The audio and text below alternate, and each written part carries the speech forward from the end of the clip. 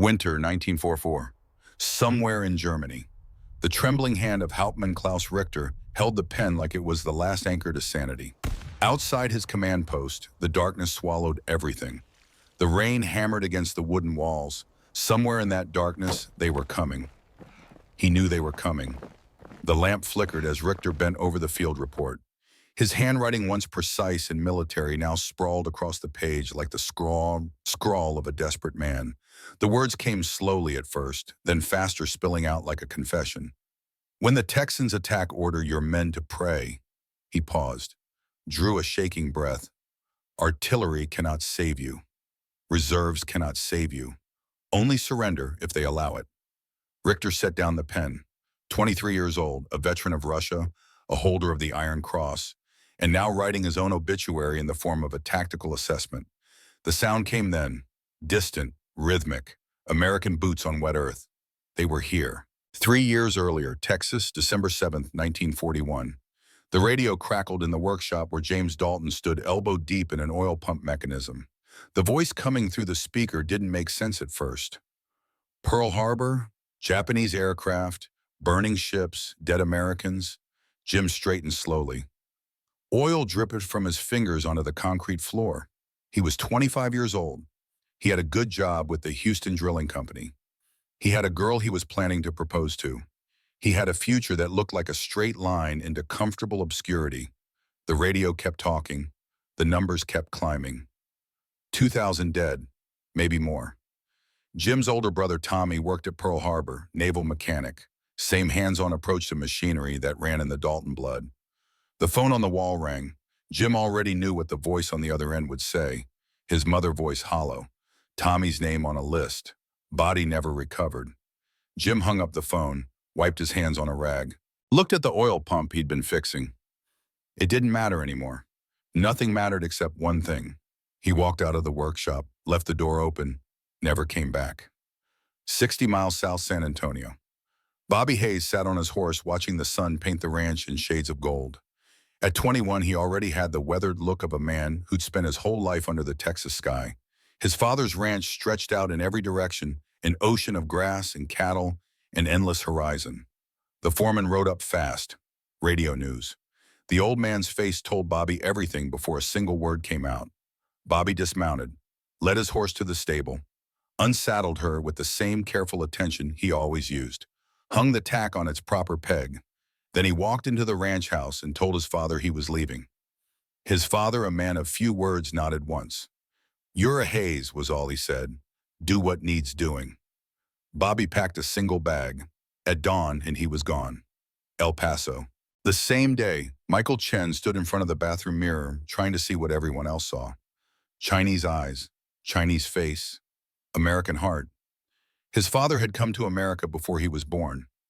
Worked the railroads, saved every penny, opened a small restaurant that became a gathering place for the whole neighborhood. El Paso didn't care much about where you came from if you worked hard and treated people right. But Mike knew the truth. He'd always be proving himself, always be the outsider looking in.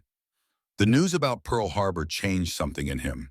This wasn't about proving anything anymore.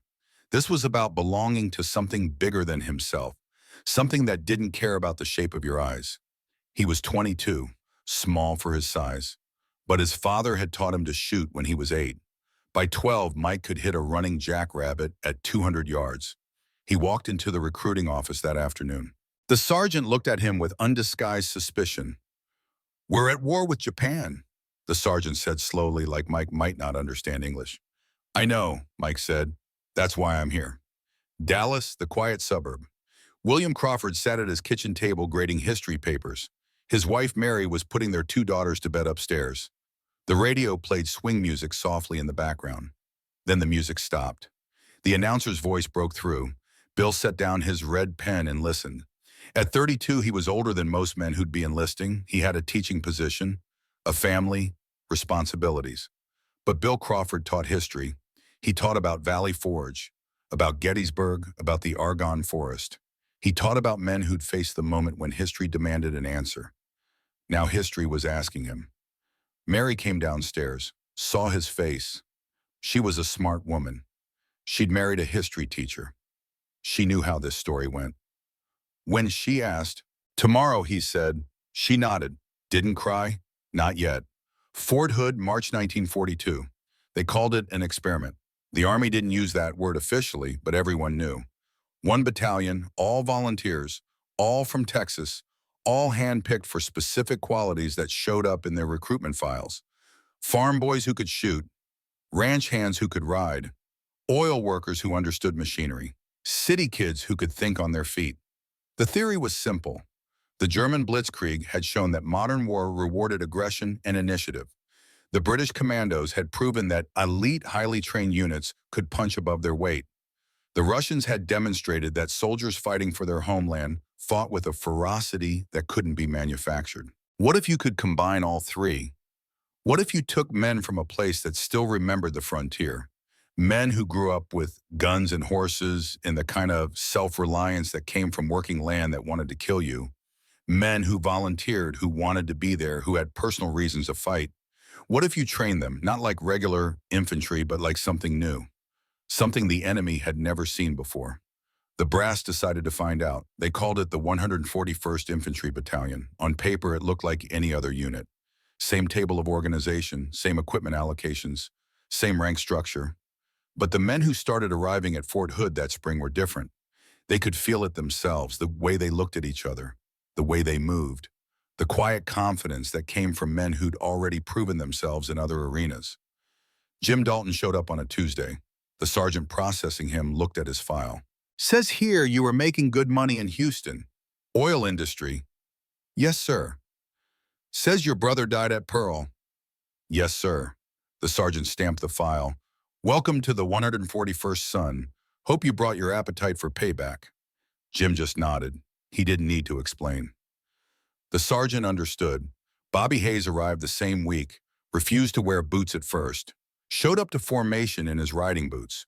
The drill sergeant, a hard-ass from Brooklyn, started to tear into him. Then Bobby demonstrated how fast he could assemble and field strip an M1 Garand, blindfolded, in under 40 seconds. The sergeant shut his mouth. Bobby kept his boots. Mike Chen's arrival caused a stir. The other recruits looked at him with suspicion. Whispers followed him. The sergeant called him into the office. "You're going to have problems," the sergeant said bluntly. "Men see your face, they see the enemy." "Then I'll make them see something else," Mike said. "How?" "Put me on the rifle range." Well, they did. Mike proceeded to outscore every man in the battalion. Targets at 300 yards, 500, 700. Didn't matter. Mike put bullets exactly where he aimed them. The whispers changed after that. Not gone, but different. Respect edged out suspicion. Lieutenant William Crawford came in last. He outranked most of the other men. The CO looked at his file with surprise. "You're a school teacher. You're 32. You have a family. Why aren't you taking a desk job?" Bill looked the colonel straight in the eye. "Because I've spent 10 years teaching boys about men who did brave things. Seemed like it was time to find out if I could do the same." The colonel smiled grimly. "You might regret that decision, Lieutenant." "I already do," Bill said. "But I'm here anyway." 18 months later, Scotland. The transport ship rolled in the Atlantic swells. Below deck, packed in like sardines, the 141st Infantry Battalion tried to sleep. Most couldn't. The crossing took 3 weeks. 3 weeks of cold, of wet, of seasickness, of wondering what waited on the other side. They landed in Scotland in October of 1943. The rain greeted them like an old enemy. The cold cut through their uniforms. The sky stayed gray for days. The British training cadre looked at them with open skepticism. Americans, green, untested. That skepticism lasted exactly 1 day. The British had been fighting for 4 years. They'd survived Dunkirk, endured the Blitz, fought across North Africa. They knew war, and they knew that most of the Americans arriving in Britain were brave, well-equipped, but fundamentally inexperienced. The 141st was different. The first night training exercise, the British instructors set up a scenario, a mock village, defend against a night raid, standard stuff. The British expected the Americans to stumble around in the dark, maybe fire off some blanks, call it a learning experience. Instead, Bobby Hayes and his squad infiltrated the mock defenses without making a sound. They eliminated the sentries, breached the command post, had the whole position secured before the instructors even realized they'd moved. The commanding British officer, a major named Collins, who'd fought at El Alamein, stood in the cold rain looking at his men being led away as mock prisoners. "Bloody hell," he muttered. "What are they feeding you lot in Texas?" Bobby grinned in the darkness. "Beef, sir. Lots of beef." The training intensified. The British threw everything at them. Urban combat scenarios, Arctic survival training, amphibious assaults, bayonet and knife fighting. The 141st absorbed it all. Jim Dalton, with his engineer's mind, excelled at artillery coordination. The math of trajectories and timing came naturally. He could call in fire missions with a precision that made the British gunners nervous. Mike Chen became something of a legend on the shooting range. The British snipers, proud of their craft, watched him with professional interest. One of them, a Welshman with 17 confirmed kills, spent an afternoon observing Mike work. "You've got the gift," the Welshman said quietly. "But do you have the stomach?" "For what?" Mike asked. "For shooting a man who doesn't know you're there. For watching him fall and feeling nothing. For doing it again and again until you stop counting." Mike was quiet for a long time. "I guess I'll find out." Bill Crawford found himself in a different kind of training. Officer school, leadership under stress, the moral calculus of sending men to die. One night over warm beer in a pub, a British captain pulled him aside. "You seem like a thinking man," the captain said. "So let me give you some advice. Stop thinking. When the time comes, you won't have time for moral philosophy. You'll have seconds to make decisions that will haunt you for the rest of your life. The men who survive are the ones who act and regret later." Bill wanted to argue, wanted to say that thinking was exactly what separated them from the enemy. But he looked at the captain's eyes and saw something hollow there, something worn away by too many decisions, too much regret. "I'll try," Bill said. "Don't try," the captain replied. "Do or watch your men die. There's no middle ground." November 1943, the journey to Italy. The battalion shipped out on a cold morning, destination classified but everyone knew. Italy, the soft underbelly of Europe, Churchill called it. The men who'd been fighting there called it something else. The meat grinder, the transport convoy, moved through the Mediterranean under gray skies. Below deck, men wrote letters home, checked weapons, made jokes that weren't funny, did the thousand small rituals that soldiers have always done before battle. Jim sat on his bunk cleaning his rifle for the 5th time. Bobby lay on the bunk above, whistling tunelessly. "You scared?" Bobby asked. "Terrified," Jim said. "Good. Means you're smart." Mike Chen sat alone in a corner, eyes closed, breathing slow and steady. Some of the men thought he was praying. He wasn't. He was doing what his father taught him, finding the stillness at the center, the place where fear couldn't reach. Lieutenant Crawford made his rounds, checking on his men. He knew most of their names now, knew their stories, knew which ones had families waiting, which ones were running from something, which ones were looking for something. "Sir," a young private, barely 19, looked up at him with wide eyes. "What's it really like?" Bill considered lying, considered offering some comfortable platitude. Then he remembered the British captain's hollow eyes. "I don't know yet," Bill said honestly, "but whatever it is, we'll face it together. That's all I can promise." The private nodded. It wasn't much comfort, but it was honest. The convoy sailed on, behind them the gray waters of the Atlantic, ahead the shores of Italy, and waiting there in the mountains and valleys, in medieval towns, an enemy that had already proven itself in Russia and Africa and Greece. An enemy that thought it knew what Americans were like. Brave but green, well-equipped but inexperienced, dangerous in mass but weak in individual combat. The Wehrmacht was about to learn something new, about a different kind of American. The kind that grew up in a place where being soft meant dying, where shooting wasn't a military skill, it was a way of life, where the frontier was only one generation back and the frontier mentality still ran in the blood. They were about to meet men from Texas, and Texas was about to teach them a lesson that would echo through every German command post from Italy to the Rhine. The lesson was simple. When you fight Americans, you fight their industry. When you fight the British, you fight their empire. But when you fight Texans, you fight men who take it personally. And there was nothing in the Wehrmacht training manual that prepared them for that. Landfall, November 15th, 1943. The landing craft hit the beach at dawn. The ramp dropped. Cold spray and colder wind hit them. Welcome to the war. The 141st Infantry Battalion stepped onto Italian soil for the first time. The beach was secured, no enemy fire. This wasn't D-Day. This was a reinforcement and arrival. The real war waited inland. Trucks took them through rain-soaked roads to the forward assembly area. They passed British units moving in the opposite direction, muddy, exhausted, the 1,000-yard stare. An older British sergeant, accent thick as fog, called out to them, "You boys, the reinforcements." "Yes, sir," Jim called back. "Good luck, mates. You're going to need it." The trucks rolled on. The land rose around them, mountains in the distance. And somewhere up there, dug into those mountains, waiting with the patience of predators, the German army. The 141st didn't know it yet, but they were heading toward a town called Montecchio, a small place. Medieval stone buildings, narrow streets, nothing special, except that the German paratroopers had turned it into a fortress, and the British had been bleeding against it for 3 days without progress.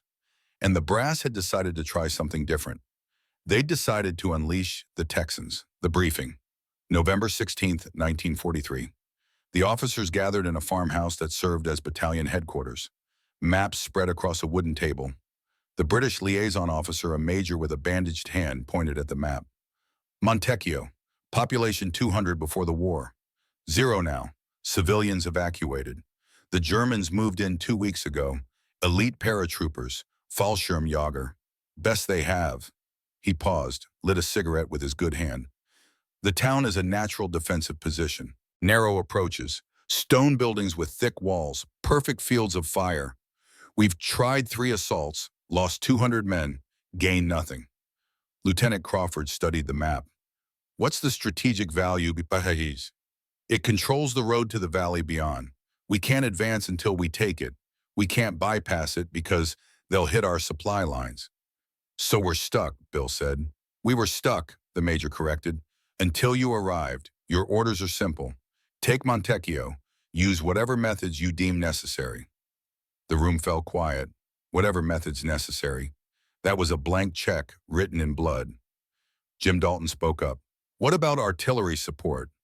You'll have a battery of 105s. British gunners, good men. But the town is stone. Artillery hasn't been effective. I didn't ask if it was effective, Jim said. I asked if we'd have it. The major smiled grimly. Yes, Sergeant, you'll have your artillery. In armor, Bobby Hayes asked. No, streets too narrow. Terrain too rough. This is an infantry fight. Bobby nodded slowly. That's fine. Infantry is what we do. The briefing continued. Intelligence assessments, enemy strength, estimated numbers, all the usual military facts and figures that would become meaningless the moment the first shot was fired. But one piece of intelligence caught Bill Crawford's attention, a detail in the British report. The German commander in Montecchio was a young lieutenant named Hans Weber, 23 years old, veteran of Crete, smart, aggressive, absolutely committed to his position. He thinks we'll come during the day, the British major said. He's prepared for that. Strong points covering every approach. Machine guns sighted on every street. What if we don't come during the day? Jim asked. The major looked at him. Americans don't fight at night. Too dangerous. Too much chaos. Jim smiled. It wasn't a friendly smile. Sir, we're not regular Americans. We're Texans. And where we come from, darkness is when the hunting gets good. The major blinked, looked at the map, looked back at Jim. You're serious. Dead serious. The British major stubbed out his cigarette. Well then, this should be interesting. November 17th, 1943, 24 hours before the attack. The battalion prepared.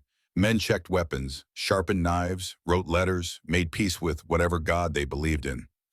Bobby Hayes sat cleaning his rifle, whistling that same tuneless song. Mike Chen sat nearby, eyes closed, finding his center. You ever kill anyone? Bobby asked suddenly. Mike opened his eyes. No. Me neither. Killed plenty of coyotes, shot a cougar once that was after the calves, but never a man. Does it bother you? Mike asked. The idea of it. Bobby thought about that. Should it? I don't know. I keep thinking it should, but mostly I just feel ready, like this is what I've been preparing for my whole life without knowing it. Yeah, Bobby said quietly. I know what you mean. Across the camp, Lieutenant Crawford walked alone. The weight of command settled on his shoulders like a physical thing. In 24 hours, he would give orders that would send men into the night to kill and possibly die. The British captain's words echoed in his head. Act and regret later. No middle ground. Bill looked up at the mountains. Somewhere up there, a young German lieutenant named Weber was making his own preparations, positioning his men, setting his defenses, confident in his stone walls and his training and his certainty that Americans wouldn't attack at night. Weber was about to learn that certainty in war is the fastest way to die. The night comes. Darkness fell like a curtain. The temperature dropped. Rain began again, cold and persistent. Perfect conditions. Perfect for what they were about to do. The 141st Infantry Battalion, all 800 men, moved through the night like ghosts, no talking. Hand signals only. Bobby Hayes led his squad at the point. Behind him, Mike Chen moved like smoke. Behind them, the rest followed. They left behind everything that made noise. Canteens secured, dog tags taped, even bootlaces double knotted. Every man carried extra grenades. Every man had his knife within easy reach. Jim Dalton stayed back with the artillery observer. They'd be the anvil, the distant thunder that would drive the enemy toward the hammer. The hammer was Bobby and his boys, and they were about to fall. Up ahead in the darkness of Montecchio, Lieutenant Hans Weber stood in his command post, confident, prepared, waiting for dawn and the attack he knew would come. He had no idea that in less than an hour his whole world would explode in the darkness. No idea that the Americans he'd been told about, the green troops who relied on firepower and daylight, were at that moment less than 200 meters away, moving through the night, silent as death. With Texas fury in their hearts and blood in their eyes, the war was about to get personal. And for the German defenders of Montecchio, the nightmare was about to begin. Montecchio, 0200 hours, November 18th, 1943. The first German sentry died without making a sound. Bobby Hayes materialized from the darkness behind him, one hand over the mouth, the knife finding the gap between helmet and collar. A brief struggle, then stillness. Bobby lowered the body silently, wiped the blade on the dead man's uniform, moved forward. This was the moment, the threshold, the line between the man who'd ridden horses across Texas rangeland and the man who killed in the darkness. Bobby had wondered if he'd feel different, if something inside him would break or change or scream. Instead, he felt nothing, just the rain on his face, the weight of the rifle, the next target ahead. Maybe that should have scared him. It didn't. The squad moved deeper into Montecchio. Stone buildings rose around them like the walls of a tomb. Every window was a potential death, every doorway a trap. But the Germans weren't watching. They were sleeping, confident in their defenses, certain that Americans wouldn't come in the night. That certainty was killing them. Mike Chen crouched on a rooftop, invisible in the shadows. His rifle tracked movement in a second-story window. A German soldier awake smoking a cigarette. The glow of the ember was enough. Mike's finger tightened on the trigger. The suppressed shot was quieter than the rain. The German fell back into the room. No cry, no alarm, just another ghost in a town filling with ghosts. 3 blocks away, Jim Dalton whispered coordinates into a radio. The British artillery observer beside him scribbled notes. They were walking a tightrope. Too much fire and they'd hit their own men. Too little and the Germans would have room to maneuver. Jim's calculations had to be perfect. The math had to work, because Bobby and the others were depending on him. The explosion came at 02:15, not artillery, grenades. Bobby's squad hitting a German strongpoint. The night lit up with muzzle flashes. The sleeping town jerked awake, and then the real killing began. The fury. What happened in Montecchio over the next 6 hours would be analyzed in military academies for decades. The British would call it innovative. The Germans would call it terrifying. The men who lived through it would call it hell. Bobby's squad moved through the buildings like termites through wood. When they hit resistance, they didn't retreat. They blasted holes through walls, threw grenades into the rooms beyond, followed the explosions with rifle fire and knives. The Germans fought back desperately. These were elite paratroopers. Veterans, they jumped into Crete, fought in Russia. They knew their business, but they'd never fought anyone like this. Lieutenant Crawford led his platoon up the main street. Every doorway had to be cleared, every window checked. It was brutal, methodical work. Men died on both sides, the cobblestones ran red. But the 141st kept coming. When one squad got pinned down, another flanked. When the Germans tried to retreat to prepared positions, they found Texans already there, having come through the walls. In his command post, Lieutenant Hans Weber realized with growing horror that he was losing. Not slowly, not with dignity, but catastrophically. His carefully prepared defenses meant nothing when the enemy simply ignored them and made their own paths. He grabbed a runner. Get to the radio. Tell division we need reinforcements. Tell them the Americans fight like madmen. The runner never made it. Mike Chen's bullet found him in the street. Weber picked up his rifle. If he was going to die here, he'd die fighting. That was something, at least. That was all he had left. Dawn, the aftermath. The sun rose on a changed world. Montecchio was silent. Bodies lay in the streets. Stone walls were pockmarked with bullets. Smoke rose from a dozen fires. The 141st Infantry Battalion held the town. The price had been 32 men killed, 48 wounded, but they held it. The German paratroopers were dead, captured, or scattered into the hills. Their elite reputation had bought them nothing against men who fought with a fury they couldn't match. Weber himself was found in a cellar, wounded, surrounded by his dead men. Bobby Hayes kicked in the door, rifle ready. Weber raised his hands. "Kamerad," Weber said. "The universal surrender. The white flag." Bobby stared at him. This was the enemy. This was the man who'd ordered his soldiers to hold this town knowing Americans would die taking it. This was the face of the machine that had started the war. Bobby's finger tightened on the trigger. "Hayes," Lieutenant Crawford's voice. Calm, authoritative. "Stand down." Bobby didn't move. For a long moment, the cellar held its breath. Then Bobby lowered his rifle. "Yes, sir." Weber was pulled out. Wounded Germans were separated from the dead. The town was secured. The 141st had won its first battle. But the victory tasted of ashes and blood. The men who'd gone into that night as boys had come out as something else. Something harder. Something that couldn't be put back together the way it was. Jim Dalton sat on a stone wall, hands shaking from adrenaline dump. Mike Chen cleaned his rifle in silence, not meeting anyone's eyes. Bobby Hayes walked alone through the streets, looking at what they'd done. Crawford found him there. "You did good tonight." "Did I?" Bobby asked. "Because I don't feel good. I feel like I should feel something. But there's just empty. That's normal." "Is it because it doesn't feel normal? It feels like something broke inside me, and I didn't even notice until now." Crawford had no answer for that. No reassurance that would make it better. So he just stood there with Bobby in the ruins of Montecchio and let the silence speak for both of them. Assessment, the morning after. The British liaison officer walked through Montecchio with something like awe. He'd seen combat. He knew what urban warfare looked like, but this was different.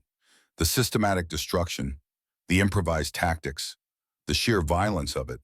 "How many did you lose?" he asked Crawford. 32 dead, 48 wounded. The major nodded slowly. "We lost 200 for the same objective, and we didn't take it." "Different approach," Crawford said simply. "Different men," the major corrected. He looked at the Texans moving through the town. "The Germans won't forget this. They'll spread the word. Mark my words, Lieutenant. You've just made yourselves famous, and not in a good way." He was right. Even as they spoke, Hans Weber was being loaded into a truck for transport to a POW camp. But before he went, he was allowed to write a report. German efficiency even in defeat. That report would make its way up the chain of command, would be analyzed at division headquarters, would eventually reach the intelligence offices in Berlin, and from there it would spread. The Americans who fight like demons, the Texans who come in the night, the battalion without mercy. The 141st had announced themselves, and the Wehrmacht was listening. 6 months later, June 1944, Normandy. The English Channel was behind them now. The beaches were secured.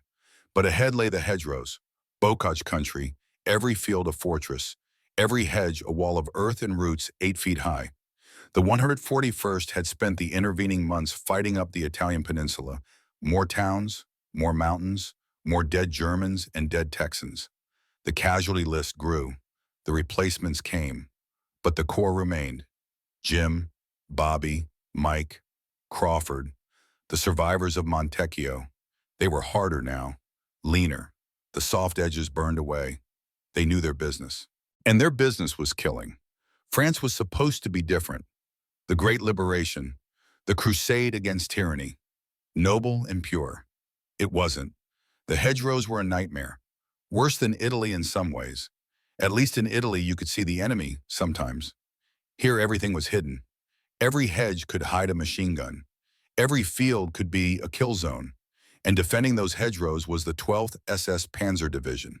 Hitlerjugend, Hitler Youth, teenagers most of them, 17, 18 years old, but teenagers who'd been raised in the Hitler Youth, who'd been indoctrinated since childhood, who believed absolutely in the superiority of their cause. They were fanatics, and fanatics didn't surrender easily. The 141st first encounter with them came on June 15th, a farmhouse on the edge of a small village. Bobby's squad approached carefully. The house looked abandoned. It wasn't. The machine gun opened up from a hayloft. Private Danny Morrison from Houston took the first burst. He was dead before he hit the ground. 3 more men fell in the next seconds. Bobby screamed for them to fall back. They scrambled into a ditch. Behind them, Danny's body lay in the open. The Germans put another burst into it, making sure. Bobby's rage was a physical thing, a red curtain over the world. He wanted to charge that farmhouse, wanted to tear it apart with his bare hands. Jim Dalton grabbed his collar. Think you go charging and angry, you end up like Danny. Bobby's breath came in ragged gasps. But Jim was right. Anger without tactics was suicide. They called in artillery, reduced the farmhouse to rubble. When they moved in to clear it, they found 6 German bodies. Teenagers. The oldest couldn't have been 19. And they found something else. A diary. Written in German, but the pictures were clear enough. The young SS trooper had documented executions, Canadian prisoners, hands bound, shot in the back of the head. The images burned into Bobby's mind. This wasn't war, this was murder. The line crosses. Word spread through the battalion fast. The SS weren't playing by the rules. Prisoners were being executed. Wounded were being finished off. The Geneva Convention was a joke to them. That night the officers gathered. Crawford looked at the diary, looked at his men, saw the fury there. "We're better than this," he said. "We have to be." "Why?" Bobby asked. "Why do we have to play by rules they're ignoring? Because if we don't, we become them. Or," Jim Dalton said quietly, "we become what's necessary to beat them." The argument went in circles. Moral philosophy in a war zone. The right thing versus the effective thing. Crawford's education versus the hard reality of dead friends. In the end, Crawford made his decision. We take prisoners when they surrender. We treat wounded. We follow the rules, but, he paused, if they force our hand, if it's them or us, we do what we have to do. It was a compromise, a line in the sand that was already starting to blur. But it was all Crawford could offer, all any of them could offer. The next day, they moved deeper into the bocage. The killing continued. The SS fought with fanatical determination. The 141st fought with cold fury. It was a collision of absolutes. Something had to break. The trap. Verrières Ridge. August brought new orders. The 141st was to take a ridge held by elements of the 1st SS Panzer Corps. The ridge controlled the road network. Whoever held it controlled the sector. The British had tried twice. Both times they had been thrown back with heavy casualties. Now it was the Americans' turn. Specifically the Texans' turn. Jim Dalton studied the maps. "This doesn't feel right." "What do you mean?" Crawford asked. "Look at the defenses. They're strong, but not as strong as they should be. If I were the Germans, I'd have twice as many men on that ridge. Maybe they're stretched thin." "Maybe," Jim said. "Or maybe they want us to think that." Crawford considered. "You think it's a trap? I think it's too easy, and nothing in this war has been easy. But orders were orders. The attack was scheduled for the night of August 10th. The 141st would go in under cover of darkness, their specialty, their edge. Except the Germans had been studying them too. Learning, adapting. The reports from Italy had made their way through Wehrmacht intelligence. The night fighters, the aggressive tactics, the refusal to retreat. The SS commanders knew all of it, and they'd prepared accordingly. August 10th, 2300 hours. The 141st moved forward in darkness. The ridge loomed ahead. Artillery preparation had been minimal. They were relying on surprise, on speed, on the shock of sudden violence in the night. The first objectives fell easily, too easily. German positions taken with minimal resistance. A few scattered defenders. Nothing like what they'd expected. Bobby led his squad up the slope. This is wrong. Where are they? Mike Chen, moving beside him, felt it too. The prickling on the back of his neck. The hunter's instinct that said predator nearby. Sir, Mike whispered to Crawford, we should pull back. We're almost at the crest, another 100 meters. That's what they want us to think. But it was too late. They'd committed. The battalion was spread across the ridge, strung out, vulnerable. And then the sun started to rise. The Germans had timed it perfectly. Dawn would catch the Americans in the open, silhouetted against the sky, perfect targets. Crawford realized the trap in the same moment the first Tiger tank engine roared to life. Contact armor. The ridgeline exploded with fire, not from the crest, from the reverse slope. Hidden positions, the Tigers they had heard about but never faced. Massive, unstoppable. Their 88mm guns turning men into pink mist. Behind the tanks came the SS infantry, fresh troops, not the scattered defenders they'd been fighting. A full counterattack. The famous German Gegenstoß, the counterpunch that had shattered so many Allied attacks. The 141st was caught, exactly where the Germans wanted them, exactly when they were most vulnerable. The choice, Crawford's radio crackled. British command. Pull back, repeat, pull back to previous positions. The smart move, the tactical move. Live to fight another day. But Crawford looked at his men, saw them fighting desperately, saw them dying, saw them holding against impossible odds because that's what Texans did. If they retreated now, the SS would pursue, would cut them down as they ran. The casualties would be catastrophic. But if they stayed, the casualties would be just as bad. Maybe worse. Crawford made his decision. All units, hold your ground. I repeat, hold your ground. Jim Dalton heard the order, looked at the Tigers grinding toward his position, did the math. Artillery couldn't stop tanks, not these tanks, but it could stop the infantry following them. Jim grabbed the radio, started calling coordinates. Danger close, within 50 yards of friendly positions. The kind of fire mission that could kill your own men as easily as the enemy. The British artillery officer on the other end hesitated. Confirm those coordinates. You're calling it on your own position. I know what I'm doing. Fire the mission. On your head, yank. The shells came screaming in. The world became fire and thunder and flying earth. Men on both sides died, but more Germans than Americans. The SS advance staggered. Bobby's squad was down to 5 men, out of ammunition, down to knives and grenades and pure spite. An SS squad came at them through the smoke. What followed wasn't combat, it was butchery, hand to hand, bayonets and rifle butts and boots and fists. Bobby killed 3 men in 30 seconds, lost 2 of his own, took a knife wound to the ribs that he didn't even feel. When it was over, he stood alone among the bodies. His squad gone, dead or wounded, and still the Tigers came. Mike Chen had found a position with a clear field of fire. Tank commanders were vulnerable.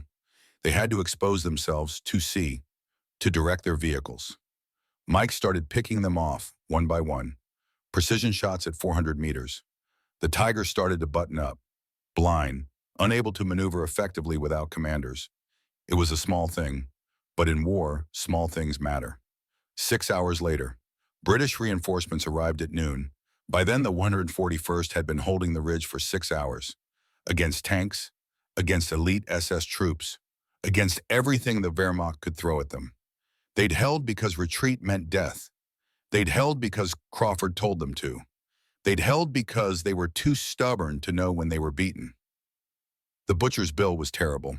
Out of 800 men, 300 were casualties. Dead or wounded, 40% of the battalion gone in one morning, but they'd held the ridge. And in holding it, they'd broken something in the SS troops who'd attacked them. The confident expectation of victory. The certainty that their trap would work, the belief that Americans would break and run. The 141st hadn't broken, hadn't run, had stood and bled and died and held. Crawford sat among the wounded, his own arm in a sling from shrapnel. He looked at the faces of the men who remained, saw the quotes, saw what they'd become. Bobby Hayes covered in blood, most of it not his own. Mike Chen face blank with exhaustion and something darker. Jim Dalton, hands still shaking from calling artillery on his own position. These were not the men who'd left Texas 2 years ago. Those men were gone, buried in Italian dirt and French soil. What remained were specialists in violence, artists of destruction. And the Germans knew it now. Absolutely, without question. The captured SS officer said it best. Interrogated in the aid station, wounded, defeated, he looked at his captors with something like awe. "We threw everything at you, everything. You should have broken. Any normal troops would have broken. But you stayed. You fought like devils, like men possessed." He paused, struggled for the right words in English. "We knew when we were fighting Canadians the fighting was harder. But you are worse. You do not fight for ground. You fight for blood. There is no mercy in you." Crawford wanted to argue, wanted to say they were civilized soldiers fighting a just war. But he looked at Bobby's knife still crusted with German blood, looked at Mike's emotionless face, looked at Jim's hollow eyes. The SS officer was right.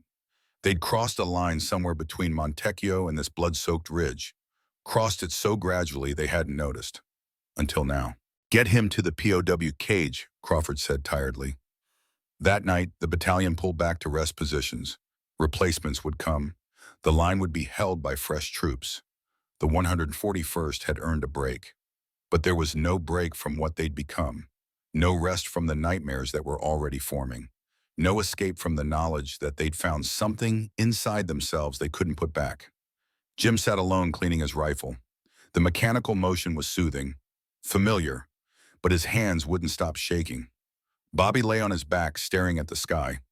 The knife wound in his ribs throbbed. The medic had wanted to send him to hospital. Bobby had refused, couldn't leave now, wouldn't. Mike Chen wrote a letter home, tried to explain what he'd seen, what he'd done. The words wouldn't come. How do you tell your father you've killed 17 men, that you've stopped counting, that you've stopped feeling? He tore up the letter, started again. Wrote only, "I'm alive, I'm safe. I'll write more soon." The usual lies that soldiers tell. Crawford made his rounds, checked on his men, spoke quiet words of encouragement, played the role of the confident officer, and inside felt himself breaking, felt the weight of every decision, every man dead because of orders he'd given. This was the cost, not just the bodies, not just the wounds, but the slow erosion of the soul, the price of victory measured in pieces of yourself that you could never get back. And the war wasn't even half over. The word spreads. In German headquarters across the front, reports were being compiled, filed, analyzed. A pattern was emerging, a notation appearing with increasing frequency in intelligence assessments. Die Texaner, the Texans, they were being tracked now, specifically, the way you track a particularly dangerous predator. Units were warned when they were in sector. Commanders were briefed on their tactics. Defensive positions were reinforced when intelligence suggested they might be the target. The Wehrmacht had faced the British Empire's best, had fought the Soviets in the frozen hell of the Eastern Front, had tangled with American units across North Africa and Italy. But the 141st Infantry Battalion occupied a special place in their threat assessment, a unique category, not just dangerous, not just effective, but terrifying in a way that went beyond tactics and firepower.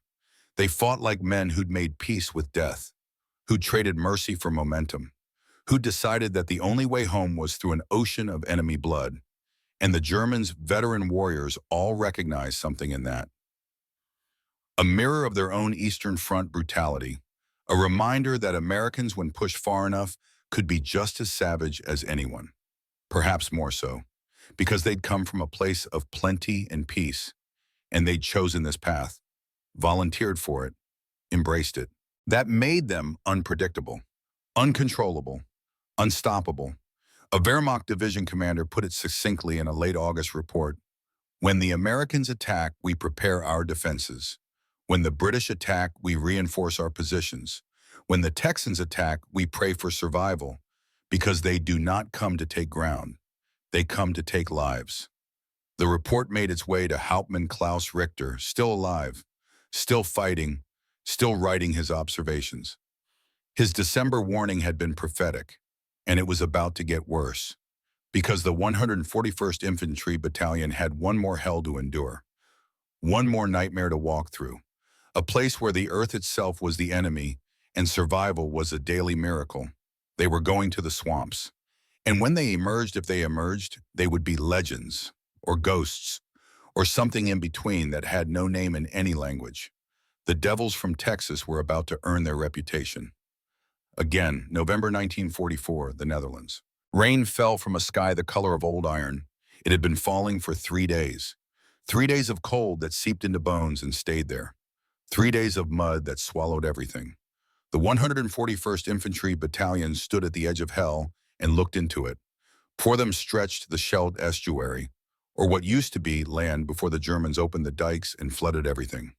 Now it was an ocean of freezing water waist deep in places over a man's head and others. And somewhere out there, hidden in that liquid nightmare, the Wehrmacht waited. The British commanders had looked at the terrain and declared it impossible. Armor couldn't operate. Artillery couldn't support effectively. Any infantry assault would be suicide. They were probably right. Lieutenant Crawford, now captain after Verrières Ridge, studied the maps with eyes that had seen too much. His arm had healed from the shrapnel wound. His soul had not. None of theirs had. They need the port of Antwerp, the briefing officer explained. Can't get supplies without it. Can't advance without supplies. The Germans know this. They've fortified every approach. Through a swamp, Jim Dalton said flatly. He'd made sergeant first class after the Ridge. The promotion felt like a punishment. More responsibility. More men to watch die. Through a swamp, the officer confirmed. We're asking you because no one else can do it. Bobby Hayes laughed. It was not a pleasant sound. You're asking us because no one else will do it. The officer didn't argue. He couldn't. It was true. Mike Chen, now a corporal with a sniper's reputation that preceded him, studied the aerial photographs. Water. Mud. More water. A few dikes rising like dragons' backs above the flood. Perfect fields of fire for defenders. Perfect killing zones for anyone attacking. When do we move? Mike asked quietly. Tomorrow night. Captain Crawford nodded slowly. Then we better get the men ready. The preparation. That evening, Crawford gathered what remained of the original battalion. 241 men from the original 800. The rest were replacements. Good men mostly. But they hadn't been at Montecchio, hadn't held the ridge, didn't carry the same weight. I won't lie to you, Crawford said. This is as bad as it gets. Worse than Italy, worse than the hedgerows. We're going into freezing water in November. We'll be under fire the entire way. Some of us won't come back. He paused, looked at faces he knew. Bobby, Jim, Mike, others, men who'd become brothers in blood and fire. But if anyone can do this, it's us. We've done the impossible before. We'll do it again, because that's what we do. That's who we are. It was a speech, words meant to inspire, but Crawford could hear the hollowness in his own voice. He was asking them to die, again, and they would go because he asked, because duty demanded it, because there was no other choice. That night, men wrote final letters, made final prayers, made peace with the mathematics of survival. Some would live, most would not. You couldn't choose which group you'd be in. You could only march into the water and find out. Bobby sat alone sharpening his knife, the same knife he'd used in Montecchio, in the hedgerows, on the ridge. It had tasted so much blood, German blood, enemy blood, but blood all the same. He wondered what his father would think if he could see him now, the ranch boy who'd become a killer, who'd crossed lines that couldn't be uncrossed, who'd found that he was good at taking human life. Too good. Jim wrote to his mother, told her he was fine, told her the war was going well, told her all the comfortable lies that soldiers tell, didn't tell her about the nightmares, about the faces of the dead that visited him every time he closed his eyes, about the way his hands shook unless he was holding a weapon. Mike Chen wrote nothing. There were no words for what he'd become, No way to explain to his father that the quiet boy who'd left El Paso was gone, replaced by something efficient and cold and utterly without mercy when the moment demanded it. November 1st, into the water. The attack began at midnight. No moon, no stars, just darkness and rain and the sound of water moving. The 141st waded into the Scheldt wearing full combat gear. The water was so cold it stopped breath, turned muscles to wood, made thinking difficult. Bobby led from the front, always from the front. Water rose to his waist, then his chest. The bottom was uncertain, soft mud that tried to hold you. Sudden drop-offs that could drown a man weighted down with equipment. Behind him, his squad followed. Fewer now than before. Always fewer. The war was a machine that consumed men and produced corpses. They were fuel for that machine. Nothing more. The first German flare went up at 0100 hours. It turned night to day. Caught the 141st in the open. Exposed. Vulnerable. The machine guns opened up. Water geysered from impacts. Men screamed and fell. The wounded tried to swim, but their gear dragged them down. Some drowned before they could bleed out. A mercy, perhaps. Bobby kept moving.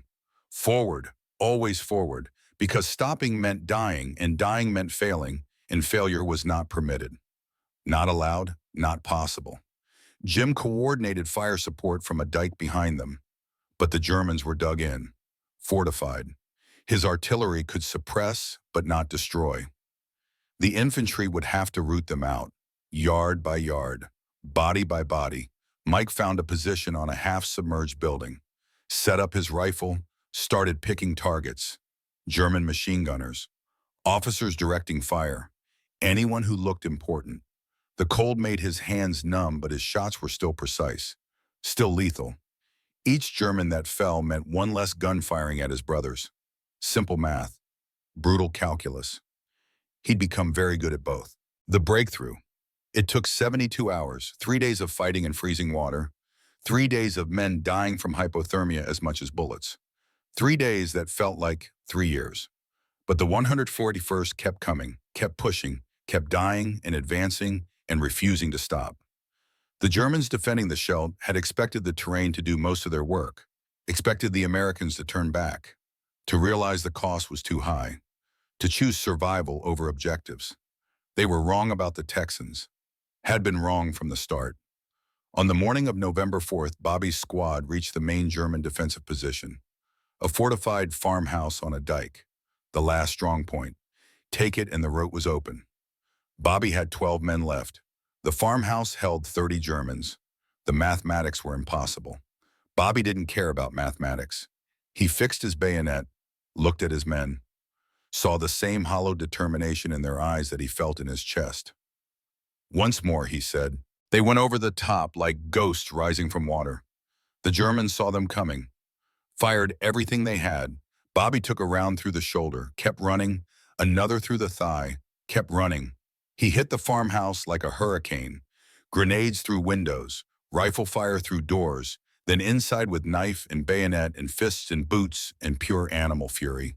The Germans fought back, died fighting, but they died. When it was over, Bobby stood alone in a room full of corpses. His men were dead or dying outside.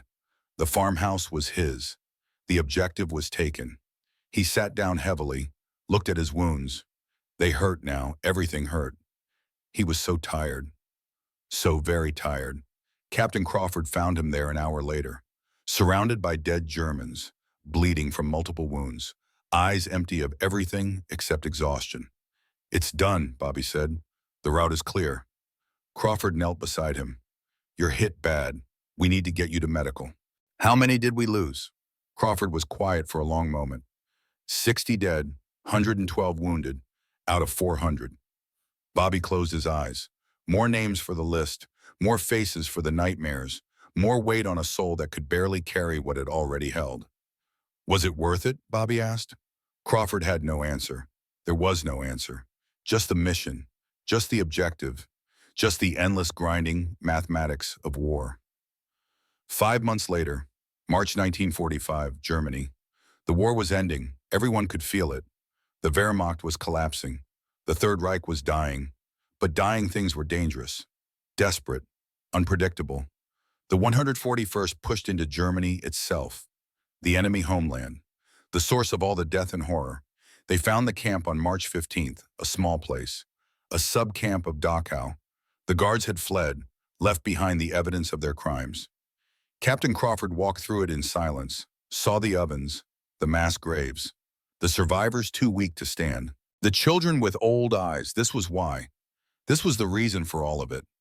The killing, the dying, the transformation of farm boys into efficient killers.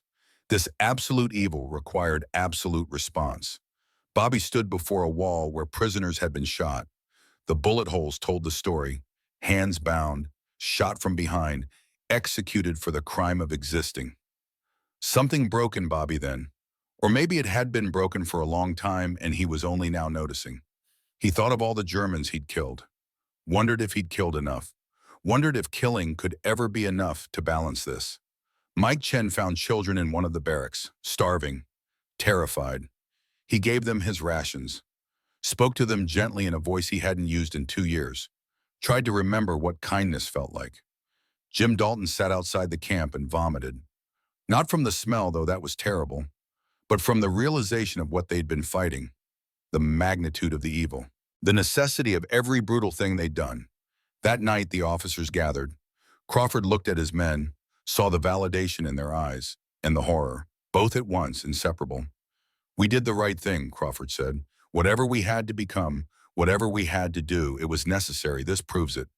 But the words felt hollow even as he spoke them, because necessary didn't mean clean, didn't mean without cost, didn't mean they could ever go back to who they were before. April 28th, 1945. The surrender. The SS unit appeared under a white flag at dawn. 30 men, elite troops from the 12th Panzer Division, the fanatics who'd fought them in the hedgerows. They wanted to surrender, specifically to the 141st. Word had spread that the Texans, for all their fury, honored the rules when surrender was genuine. The German officer leading them was a lieutenant, young, hard-eyed. He'd been in the East, had seen things that left marks on the soul. But it was the man behind him that made Bobby's blood freeze. Lieutenant Hans Weber, from Montecchio, from the first battle. Older now, worn, but alive. Recognition was mutual. Weber's eyes widened. He knew Bobby. Knew this was the man who'd spared him in that cellar 2 years ago. Knew this was also the man who'd killed his way across Europe with methodical fury. Bobby's hand went to his sidearm. The officers saw it. Crawford stepped forward. "Stand down, Hayes." "He was there," Bobby said quietly. "At the executions, Canadians. I saw the reports, his signature." Crawford looked at Weber, saw the truth in his eyes, the guilt that couldn't be hidden. "Is this true?" Crawford asked in German. Weber met his gaze. "Didn't lie. Couldn't lie. Not now, not at the end. Yes, following orders. Not an excuse, just the truth." Bobby drew his weapon, a Colt 1911, 7 rounds, more than enough. "Bobby," Jim said quietly, "don't. Why not? He executed prisoners. He deserves the same way." "Because we're not them," Crawford said. "That's the only thing we have left. The only thing that makes us different." Bobby stood there, weapon drawn, facing the man who represented everything he'd fought against. The easy thing would be to pull the trigger. No one would question it. No one would care. One more dead German, one more justified killing. But Crawford's words echoed. "We're not them. The only thing that makes us different." Bobby had killed so many, had become so efficient at death, had crossed so many lines. But this line, this final line, was different. This was murder, not combat, execution, not battle. If he crossed it, nothing would remain. No difference between him and the men in SS uniforms. Just killers killing. Blood for blood until the world drowned in it. Bobby's hands shook. The pistol wavered. Then slowly, so slowly, he lowered it. "Take him to the POW cage," Bobby said. His voice was dead, empty. "Let the tribunals handle it. I'm done killing." Weber was led away. The other Germans followed. Bobby stood there, weapon at his side, shaking. Jim put a hand on his shoulder. "You did the right thing." "Did I?" Bobby asked. "Because it doesn't feel right. It feels like I let him win. Let them all win." "No," Crawford said. You proved we're still human, still capable of mercy even after everything. That's not losing. That's the only victory that matters. May 8th, 1945. Victory in Europe. The war ended on a Tuesday. Church bells rang across the continent. People danced in the streets. Soldiers wept with relief. The 141st Infantry Battalion gathered in a field in Germany. 241 men had survived. Of the original 863 remained. The rest were dead wounded beyond return or so broken they'd been sent home. Captain Crawford stood before them, tried to find words for this moment. The end of the crusade, the completion of the mission, the victory they'd bled for. We did it, he said simply. We won. But the words felt strange, hollow, because victory looked like this: exhausted men with haunted eyes, bodies buried across 2 continents, souls carrying weights that would never lighten. They'd won, but the cost had been everything. Every piece of innocence, every fragment of the boys they'd been. All of it burned away in the fires of war. That night, Bobby sat alone under the stars, the same stars that shone over Texas, over the ranch he'd left a lifetime ago. He wondered if he'd recognize home when he saw it, wondered if home would recognize him. Mike Chen cleaned his rifle one last time, wondered how many men he'd killed. He'd stopped counting at 50. Didn't matter anyway. Each one was a weight. Each one was a ghost. The number didn't change that. Jim Dalton wrote in a journal he'd kept since Italy, tried to make sense of it all. The killing, the dying, the necessity of evil to defeat evil. The words wouldn't come. Some things couldn't be explained, only endured. Crawford walked among his men, his brothers, the survivors. He'd led them through hell, watched them transform from volunteers into weapons, from citizens into soldiers, from soldiers into something harder and colder and infinitely more deadly. Had he done right by them? He didn't know, couldn't know. They'd survived, they'd won. But at what cost to their souls? 1945. Homecoming. The ship docked in New York on a gray morning. The Statue of Liberty rose from the harbor. Welcome home, land of the free, home of the brave. The 141st disembarked in silence. No bands played, no crowds cheered. The war in the Pacific still raged. The celebration would wait. They took trains south and west, toward Texas, toward home, toward lives they'd left behind and could never fully return to. Bobby got off the train in San Antonio. His father waited on the platform, older now, gray in his hair, but standing straight, proud. They looked at each other across the distance, father and son, rancher and soldier, past and present. His father saw it immediately, the change, the hardness, the shadows in his son's eyes. He'd seen those same shadows in men who came back from the first war, knew what they meant, they embraced. His father held him tight. Welcome home, son. Bobby tried to say something, anything, but the words wouldn't come, just tears. The first he'd cried since Montecchio, the dam breaking, all the death and horror and loss pouring out. His father held him while he shook, didn't ask questions, didn't demand explanations, just held his boy and let him grieve for everything he'd lost, everything he'd become. Mike Chen returned to El Paso. His father's restaurant was exactly as he'd left it. The same smells, the same sounds, the same normalcy that felt utterly alien now. His father looked at him, saw the silver star on his uniform, saw the pain in his eyes, saw the cost of that medal. You did good, his father said in Chinese. Mike nodded, couldn't explain that doing good had required doing terrible things, that the medal represented kill counts and body piles and the systematic application of death. He would work in the restaurant, would serve the community, would try to prove in peace what he'd proven in war, that he belonged, that he was American, that the shape of his eyes didn't define the content of his heart. Jim Dalton came home to Houston, to his mother, to the girl he'd planned to marry before Pearl Harbor. She was married to someone else now. He couldn't blame her. 4 years was a long time to wait for a ghost. He found work in the oil fields again. The machinery made sense. The work was honest. But at night the dreams came. Danny Morrison falling in the hedgerows.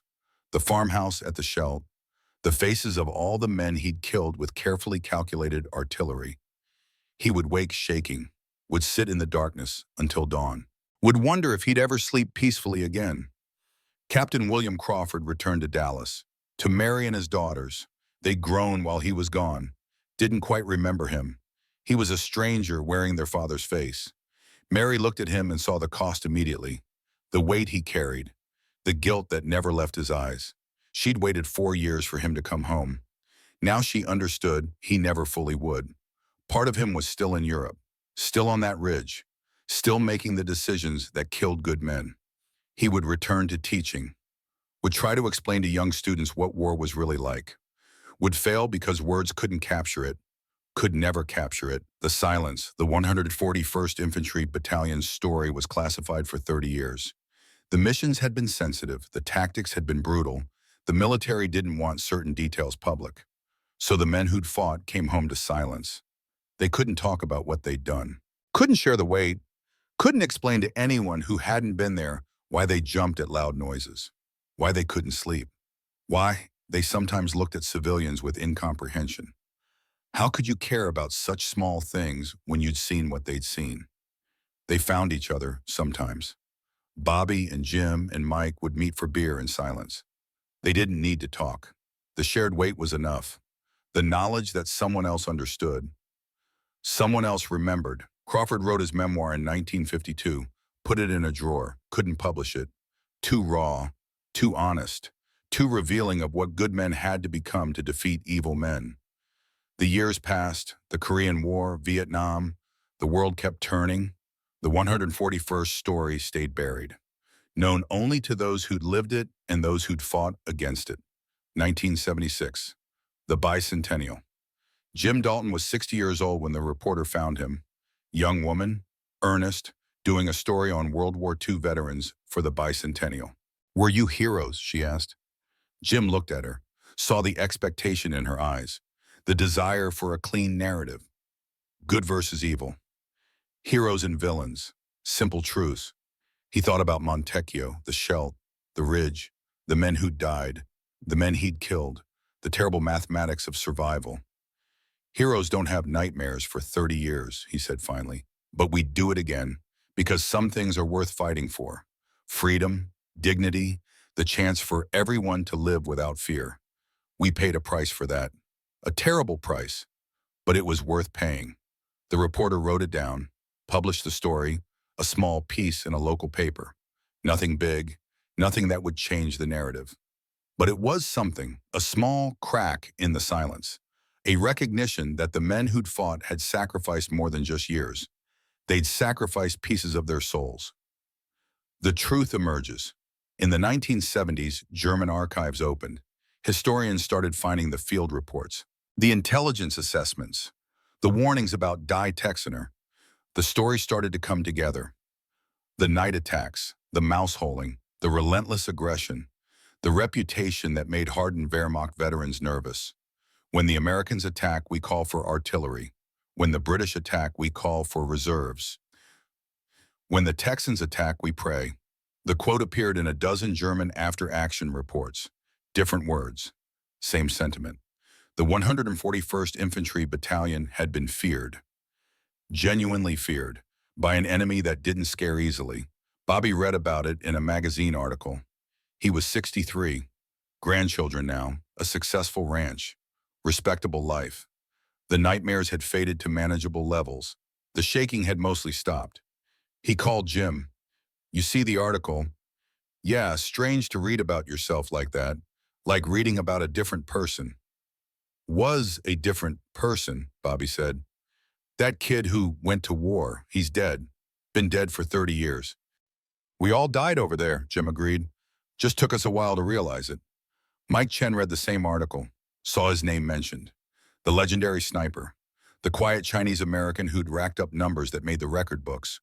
He thought about the men he'd killed, the faces he'd seen through his scope, the lives he'd ended with precise applications of lead and physics. Had it mattered in the grand scheme, or were they all just pieces in a machine too big to comprehend?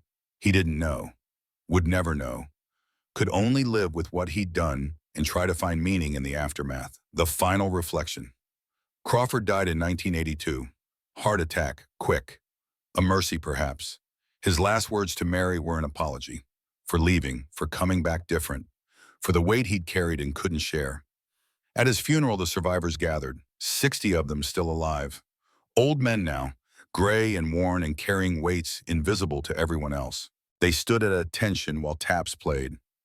Wept without shame. These were their brothers, their only brothers, the only ones who truly understood.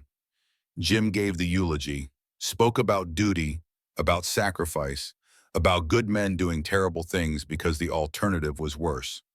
Crawford led us through hell, Jim said, made decisions no man should have to make, carried guilt no soul should carry, but he never wavered, never broke, never stopped being the man we needed him to be. We owe him everything. The country owes him everything, even if they never know his name. Bobby stood at the grave after everyone left, looked at the headstone, Captain William Crawford, 1912 to 1982, beloved husband and father. The words said nothing about what he'd really been. The warrior, the leader, the man who'd transformed boys into killers and somehow kept them human. Mike placed a stone on the grave, an old tradition. We remember, we honor, we carry you with us. The legacy. The 141st Infantry Battalion exists now in history books, a footnote in the larger narrative of World War II, overshadowed by D-Day, by the Battle of the Bulge, by the big operations that everyone remembers. But in the German archives, the story is different. There they're remembered. The Texans who came in the night, who fought with a fury that couldn't be matched, who broke elite units and shattered defensive lines and refused to acknowledge the possibility of defeat.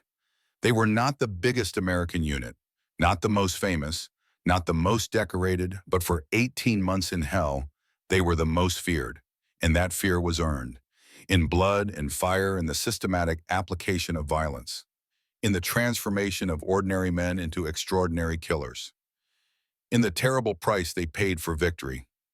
Bobby died in 1998, ranch accident. He was 81. His last words were to his grandson. Don't ever think war is glorious. It's necessary sometimes, worth fighting sometimes, but never glorious. Remember that. Mike lived to see the new millennium, died peacefully in 2003, surrounded by family. The restaurant he'd built was a community institution, proof that he'd belonged, that he'd mattered, that he was more than the weapon he'd become. Jim was the last, died in 2007 at 91.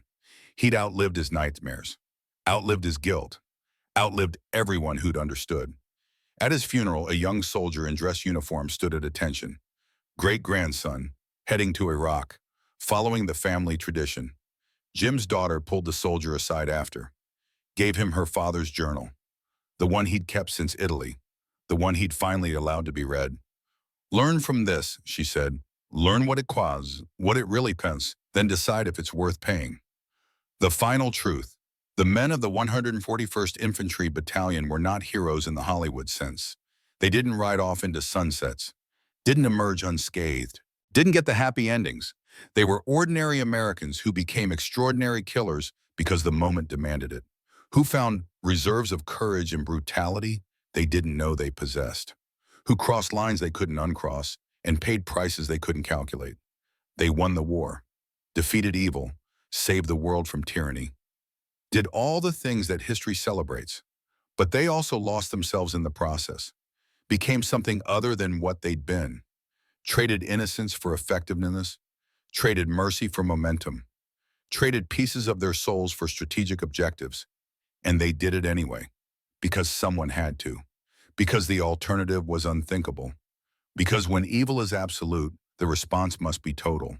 That was their legacy, not glory, not fame, but the terrible knowledge that victory sometimes requires becoming what you fight, that defeating monsters sometimes means becoming monstrous, that saving the world sometimes costs everything you are. The German soldier who wrote those final words in December 1944 understood it. Hauptmann Klaus Richter, writing his last report as his position collapsed, as the Texans came through the darkness one final time. When the Texans arrive, we know the battle is over. Not because of their weapons, not because of their numbers, but because they bring something we cannot match: the righteous fury of free men defending freedom itself. The absolute certainty that their cause is just and their sacrifice is meaningful. Against that, no fortress can stand, no defense can hold. We can only pray for mercy and pray that they remember in their moment of victory what it means to be human. The 141st remembered, barely, at great cost. But they remembered, and in remembering they proved that even in war's darkest moments, even after crossing every line and breaking every rule, humanity could survive. That was their real victory, not the ground taken, not the enemy defeated, but the humanity preserved. The choice for mercy when vengeance would have been easier. The decision to remain men even after becoming weapons. They were the battalion hell feared most, not because they were cruel, but because they were unstoppable. Not because they lacked mercy, but because they offered it only when the fighting was done. Not because they were monsters, but because they refused to let monsters win. And that made all the difference.